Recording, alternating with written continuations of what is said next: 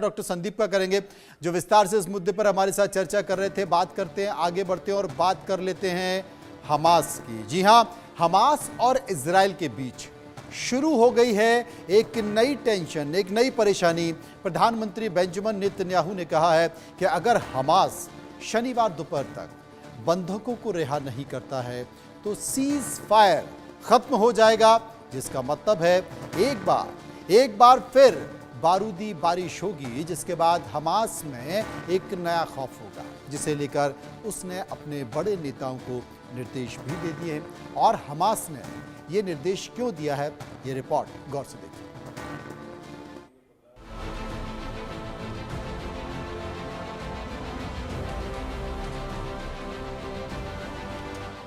क्या गाजा में एक बार फिर इजराइल के लड़ाकू विमान गरजेंगे? क्या गाजा में एक बार फिर टैंक के गोले बरसेंगे? क्या गाजा में एक बार फिर इजराइल हमास का काल बनेगा? इन सवालों के पीछे है इजराइल के प्रधानमंत्री बेंजामिन नेतन्याहू की चेतावनी, जिसके खौफ के साए में है हमास।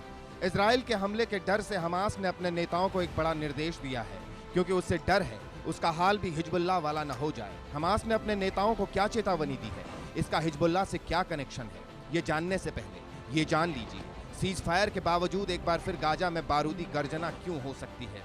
बेंजामिन नेतन्याहू ने हमास को चेतावनी दी है, शनिवार दोपहर तक इजरायली बंधकों को रिहा नहीं किया जाता है तो सीज फायर खत्म हो जाएगा।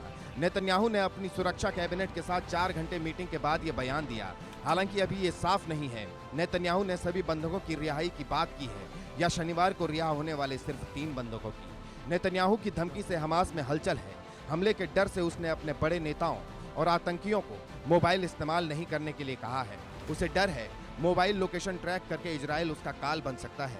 वैसे नेतन्याहू ही नहीं, राष्ट्रपति ट्रंप भी कह चुके हैं अगर शनिवार तक इजराइल से किडनैप किए गए सभी बंधक रिहा नहीं हुए तो गाजा में सब कुछ बर्बाद हो जाएगा। 12 बजे तक सभी बंधकों को नहीं लौटाया जाता है तो सीज फायर समझौते को रद्द कर देना चाहिए। इससे पहले उन्होंने गाजा पर कब्जा करके वहां सिटी रिजॉर्ट बनाने की भी बात कही थी। ऐसे में देखना होगा हमास क्या फैसला लेता है, वो बंधकों को रिहा करता है या गाजा में एक बार फिर बारूदी बारिश की वजह बनता है। Bureau report, India news.